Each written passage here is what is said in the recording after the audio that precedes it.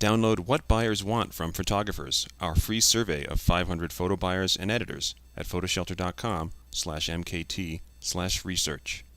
Hey everyone, it's Alan Murabayashi speaking to you from New York City. We have a fantastic webinar today, but let me figure out how to share my screen first. Hopefully you can see that. This is the second in our series of how we hire photographers, and we have two great picture buyers, editors, creative directors, etc. today. Kat Dalager from Campbell Mitchum and Erin Fagerlin from Martha Stewart Living. So we're excited to talk to them and hopefully have some spirited Q&A that goes on. Before we start though, there are two ways that you can ask us a question today. The first is to use that question window to the right of your screen. We're using a piece of software called GoToWebinar, and you can input your question into the questions area. Or if you're feeling particularly social media savvy, you can always tweet us with the hashtag #PhotoShelter Q&A. And I guess we could have made that a little bit shorter so you had more room to ask your question, but alas, we have a long company name. And that guy there is neither Kat nor Erin. That's actually Andrew, our VP of Marketing, who is on the line in silence. He will be answering your questions, and then he'll also be feeding us some questions that you guys ask us on Twitter or in the questions window. But without further ado, we have Kat Dalager on the line from Minneapolis. Kat, how are you today? Great. How are you? Hello, everyone. Doing well. Doing well. So just briefly, in order to let people know what you do and what you've done in the past, can you take us through kind of your bio here? Definitely. I'll kind of go in reverse chronological order. I'm currently the manager of print production at Campbell Mithun, and I'm also an active art producer, and I work on integrated productions of TV and print. And prior to that, I was a creative wrangler at Best Buy Advertising, again in Minneapolis. Prior to that, manager of creative services buying at Target Corporation, also in Minneapolis. And at the Martin Agency before then, Carmichael Lynch before that, Pierce Photography before that. And also I was an artist representative in Minneapolis before that. So I've kind of done a 360 view of this industry.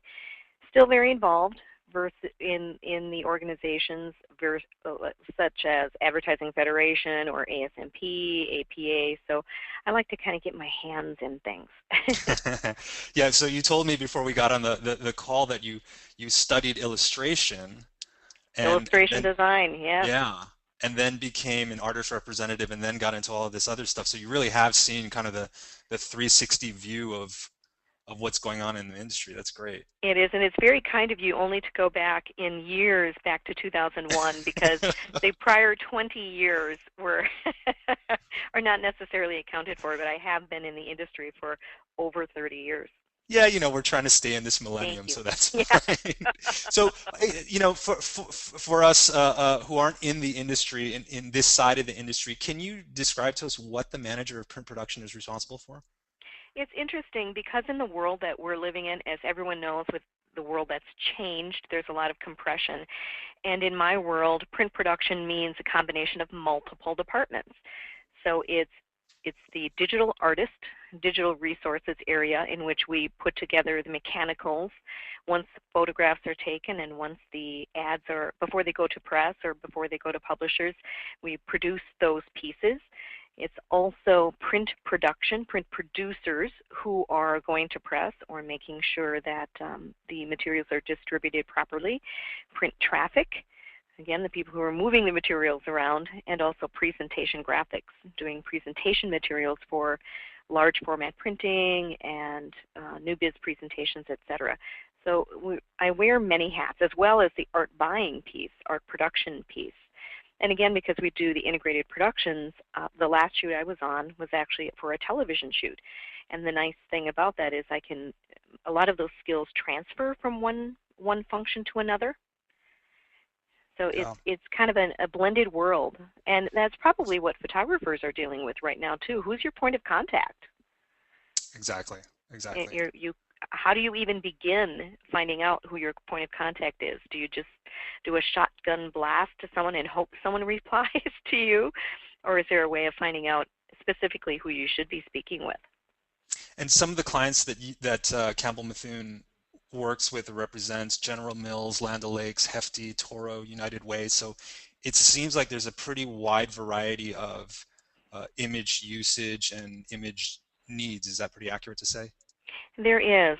Famous Footwear is fashion, and again, General Mills, food, and Land O'Lakes, which is food. And in this ever-changing world as well, that client base changes. Frontier Communications, for example, we're doing a lot of stock imagery rather than original photography, although that gets smattered about as well. And that's important for photographers to keep in touch with too, because our client base changes, every 6 months or so, like so many others, hopefully adding as well as removing. But being current with who we have and the type of work we have, it's very diverse now. I don't think anyone can be just the Johnson & Johnson agency anymore. They might have 10. So relevant to our audience, how do you find photographers? And we have some bullet points here, but why don't you take us through some of these and tell us what your preferred method of finding photographers are?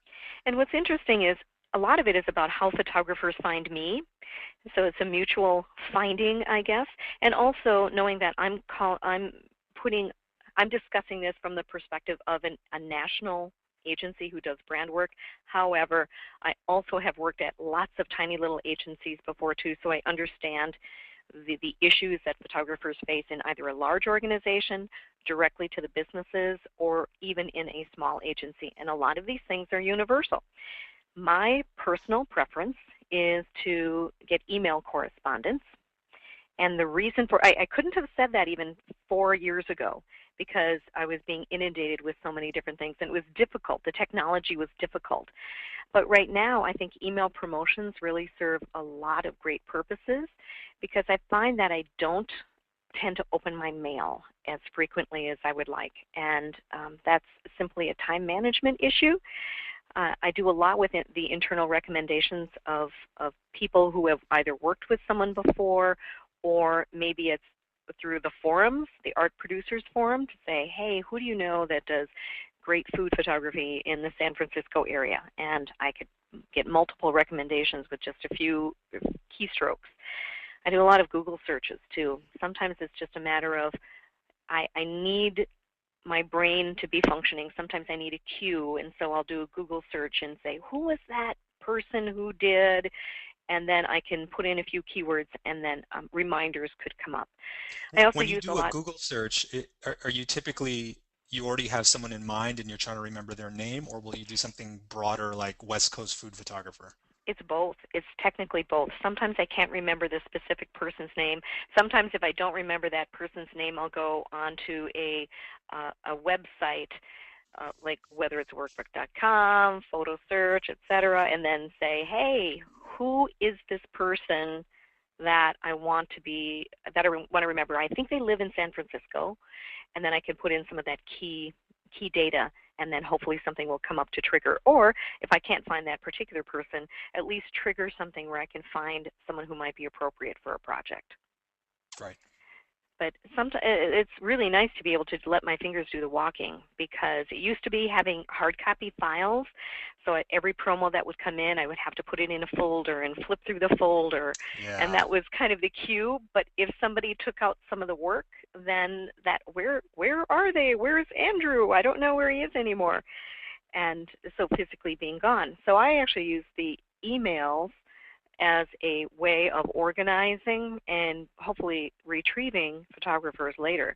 And I think we talk about some of the tips on how you can help me do that in the next coming slides too. Right. But the in-person portfolio reviews. I do that quite a bit as well, and as often as I have time. I know a lot of photographers have issues with trying to get in to see people because we're inundated, frankly. It seems that if you're coming from out of town, it's easier to get in to see someone.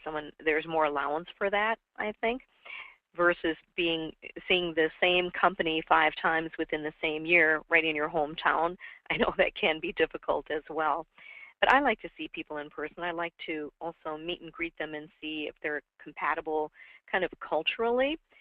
If I'm going to be on a shoot with them for 3 weeks in South Africa, I want to make sure that I could actually get along with them, and maybe are they listening as much as they are speaking.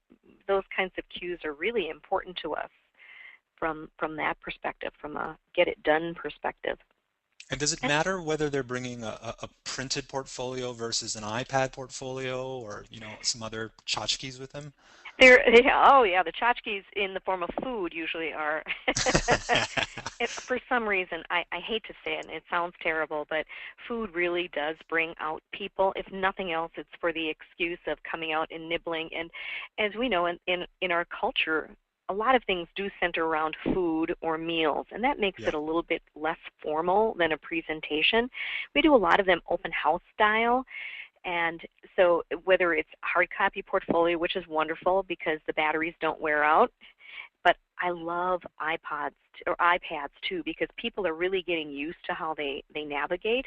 Plus you can show motion, and it's also, you can show a lot more stuff in a very small space. The only disadvantage to that is if I have something up for a week at a time, because I'll do that often, and then having a hard copy portfolio is still beneficial in that way. It's also a little bit easier to pass around to someone who might not be as adept at navigating the various albums that someone might have. And again, I don't have to plug it in at night. So I think there's a benefit still to having both. I would not be surprised that within a few years, if iPad portfolios replace a lot of hard copy portfolios, Right. 90%, and then it becomes the novelty. Maybe people can then at that point have the novel hard copy portfolio and get a little attention for being unique. Exactly. Exactly. But if people are worried about them disappearing, I haven't found that to be a problem. So you said that email is the preferred marketing style, and you have some helpful hints for the photographers here. It is, and a lot of that is using the subject line wisely. That is, it is so huge. It seems so basic, but I should describe a little bit about my daily life in email. And it is not unusual for me, if I'm in the heat of a project, to get 300 emails a day, of which 40 to 50 could be promos. Now, I wish I could say that I have time to look through every single one of them, but I don't. In fact, I track that once because I actually have a separate email which I use for promos only, and I give that email address to listservs, but I'll get 10,000 a year. If you just did the math, it's physically not possible to open and spend quality time in each and every one of those, so I have to kind of edit. And the nice thing about doing it by email is that I can edit. So for example, if I'm shooting lifestyle for famous footwear. If your email subject line says lifestyle fashion photography with shoes, well, guess what? I'm opening that one first. Yeah. And even better, when it's time for me to retrieve it later, because I keep in my entourage, I have email folders, and then being able to sort by subject, I can pull up lifestyle, and then suddenly for my brain refresher again, I can bring up all the photographer emails that are by that category, or at least give me visual cues so I don't have to open them physically, and I'll know to look at that one first, a And photographer's name. do you prefer to have an attachment that's a sample of work, maybe, 3 to 5 images within the email, or would you rather have a link that goes to a website? I like to have an embedded image at very low resolution, and then within that a link. It's nice to at least get a little preview of what I'm looking for and Right. quality level of what I'm looking for. What is really, really tough, because we have limited email box capacity, I have a maximum of 150 megabytes, which it seems like there might be a lot, but imagine if photographers are each sending me 20 megabyte files plus the daily work files that are coming through. That Yeah. fills up really quickly. So thinking in terms of the viewer, what they have to work with, and interestingly enough, most photographers have the latest and greatest equipment because that's your job to be current with that. I'm in a world where I'm trickle down, and as a production person, I get the old generation of things. So my monitor is not a beautiful 22 Cinemax, Yeah. monitor. I have an Energy Star ViewSonic, which is probably 10 years old. Wow. Wow. Yeah. You mentioned that you work with a bunch of different clients, is the best approach to say, as you mentioned, that my type of photography is appropriate for this client? And are you looking primarily for photographers who offer stock or commission? It's a combination as well, but I would say don't limit it to a particular client. And the reason for that is this. Sometimes you can shoot yourself in the foot by doing that. Let's say you said, I'm a Nexus photographer. Well, guess what? I'm sorry. We just lost Nexus a year ago. Right.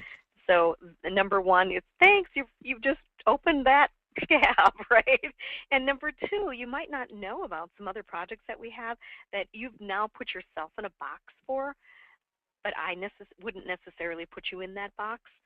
So knowing the type of photography is much more important to me than knowing you'd be appropriate for a particular client. Let your potential client determine whether you're appropriate or not for a certain client. You don't need to define yourself in that way. What about the terms of the types of licensing agreements that you're going after? Are you looking for primarily royalty-free images or rights managed? Does it really matter from your viewpoint, or are you really just looking for the right image? It depends on the client as well. For most of our clients, we're looking for the appropriate image for a project. We have some clients that are relatively low budget and very, very quick turn, and the automatic solution seems to be royalty-free. That doesn't mean we don't shoot original photography for them, but that's a second option. And in others, because of the limitations of what we find in royalty-free, they're not product-specific, for example, we tend to first go to original photography. Mm-hmm, mm-hmm. And that's something that photographers will need to do their homework on.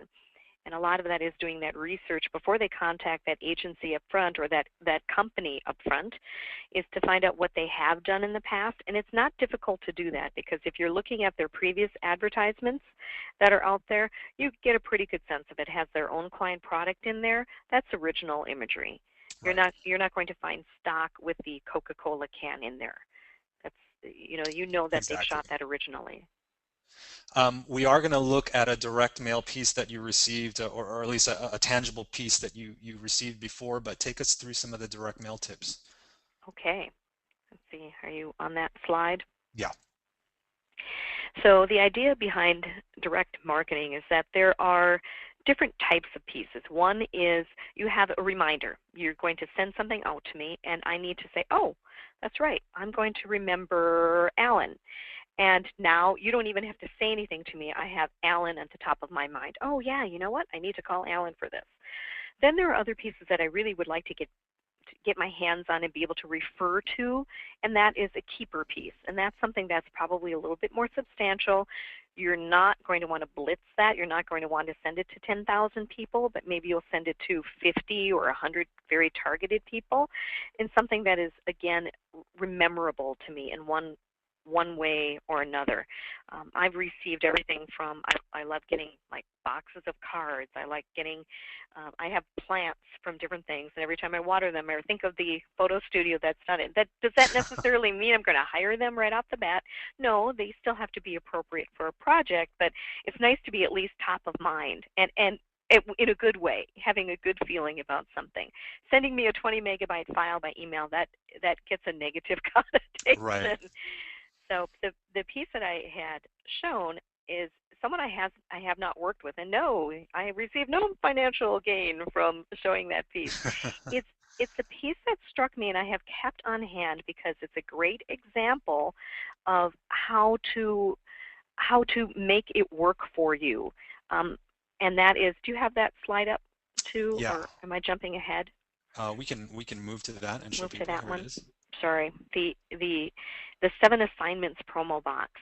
So Terry Vine, if you are listening, thank you for sending this to me. And what I really appreciate about this is that, again, it demonstrates Terry's aesthetic sense in a tactile form.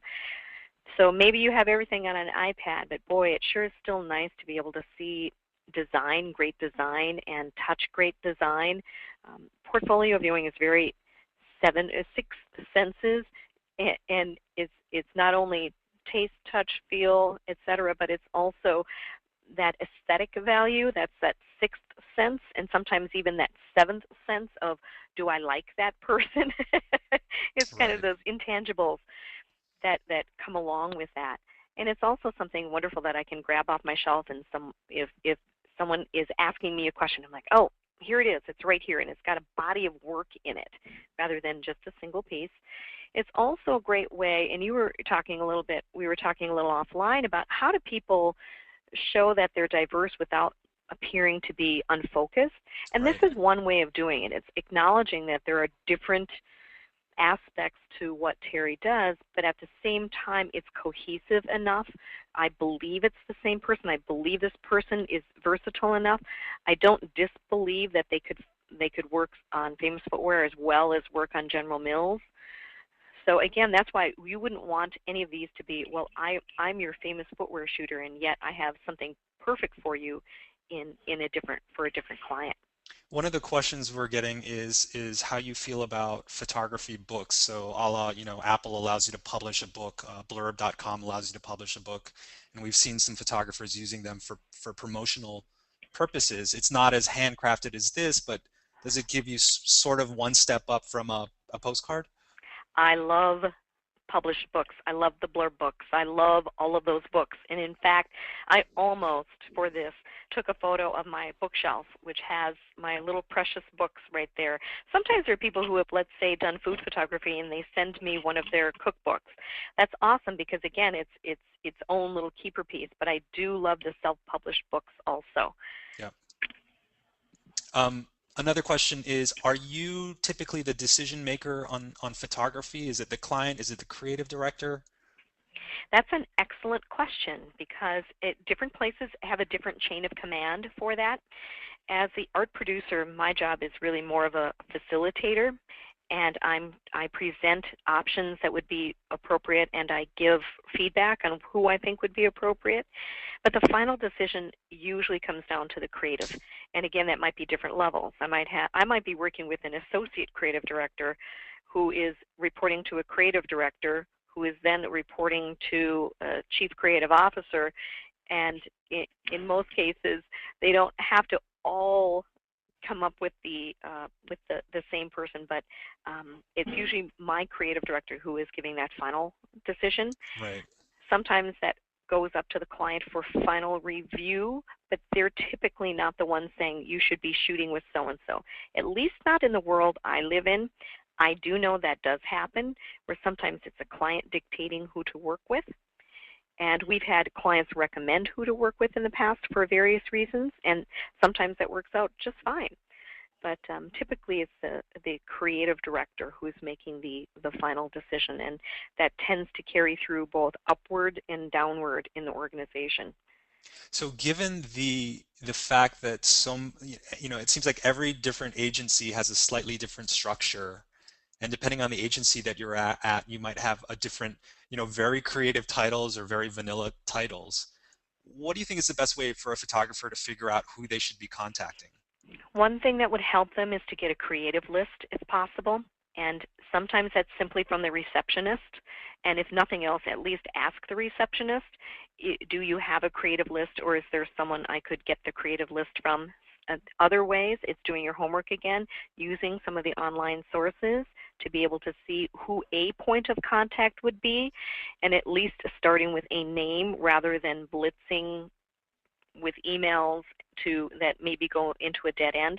So getting a name of someone, whether it's a creative coordinator or it is an art buyer, those are the people that a photographer can ask for, ask the receptionist to refer them to. And sometimes you can even get a hint if you get to the agency's website or the company's website what the email protocol is. For example, does it say at apple.com, Right. and then you can, it's maybe first initial last name at apple.com. Maybe if you find that person's name, you might be able to extrapolate what that email address would be. And then simply, again, the idea is you don't want to create work for that person, so it's more phrase it in the form of a request rather than doing me a favor type of thing. I have a new promotion I'd love to send out.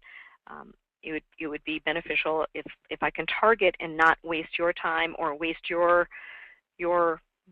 I guess your mailroom space by sending the appropriate number of pieces. So Right, putting right. it from the position and perspective of the user rather than from your perspective, that you can assist them in not dumping on their mailroom by getting a list. So since PhotoShelter is in the business of building websites, we can talk about some of your website tips here. Okay, website tips. Fast. They need to be fast and easy to navigate.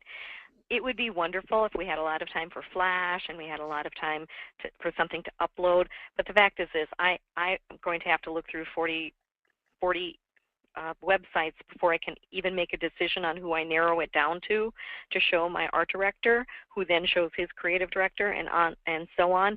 And so if I can get something that moves very, very quickly, then you're doing yourself a favor, and by doing me a favor.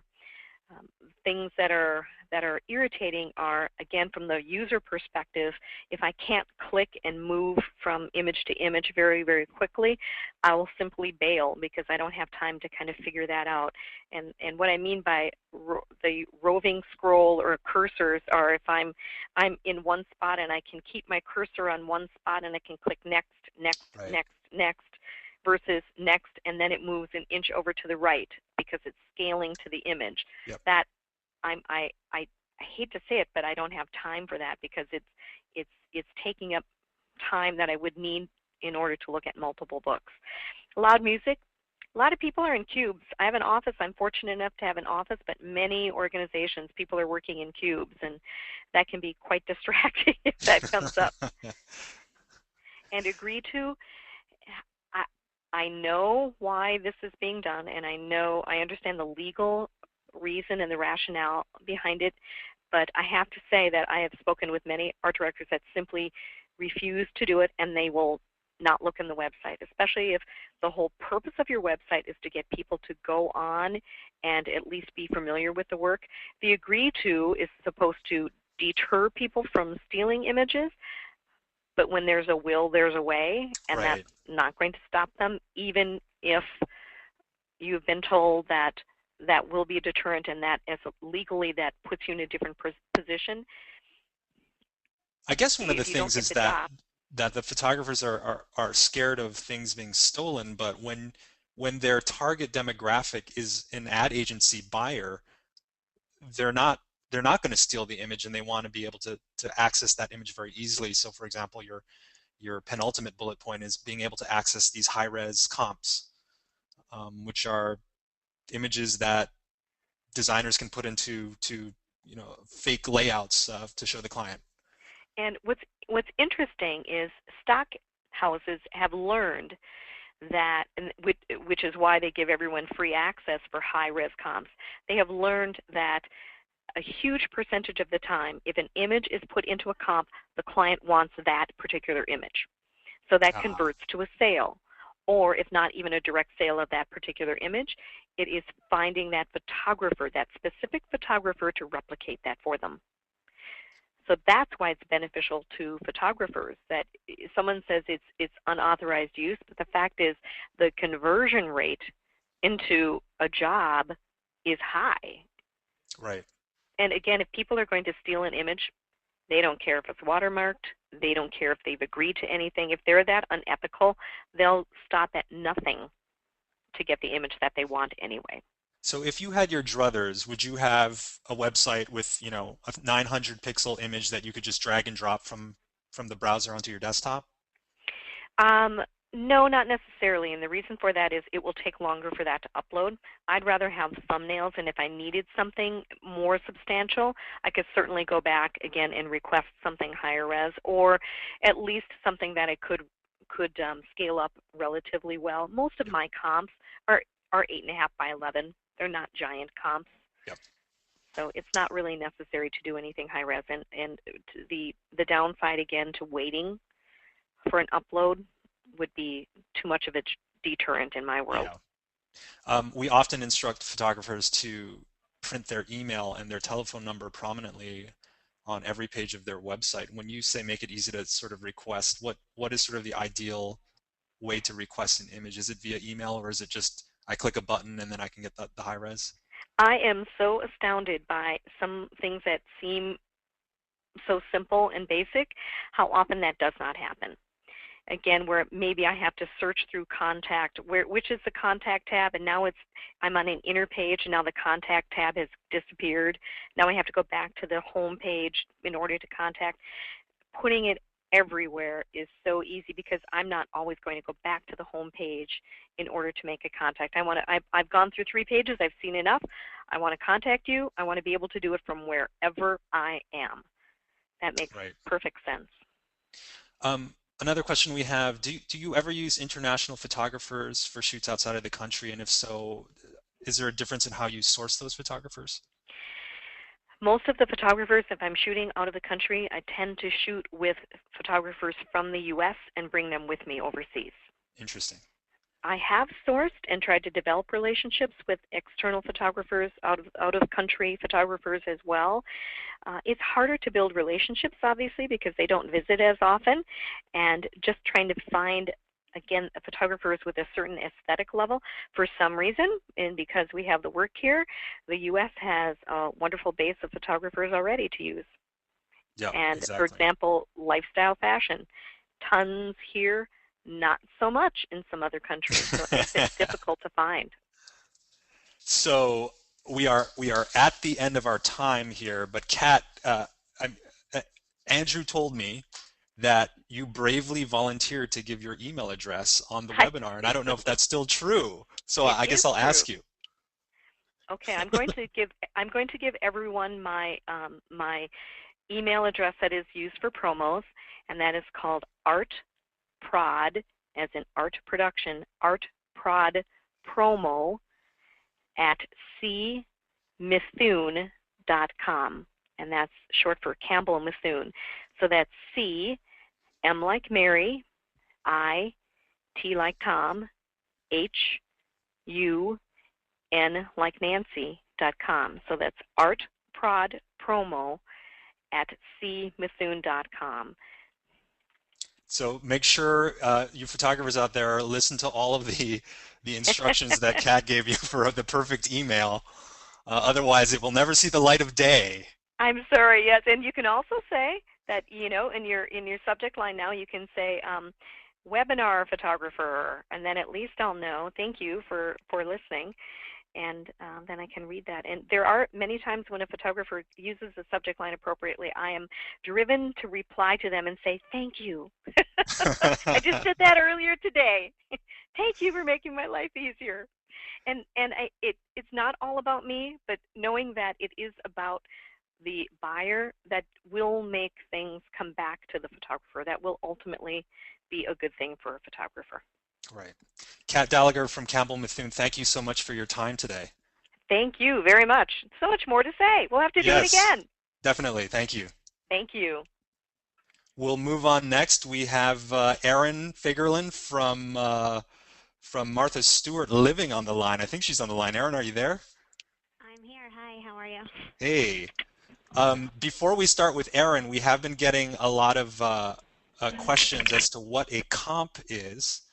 And so just so that everyone's on the same page, a comp is an image, and it stands for composite and not complementary.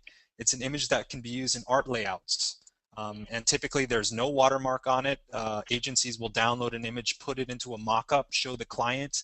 And as Kat just said, oftentimes the image that's shown to the client in the comp is the one that they end up using because they get used to it. So it pays to allow, you know, your legitimate art buyers to deal with that.